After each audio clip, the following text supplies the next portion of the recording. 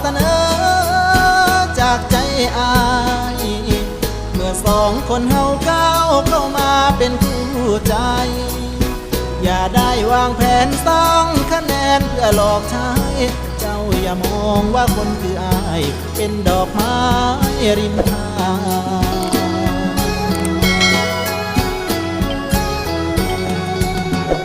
โอ้ค้างมาหลายแล้ว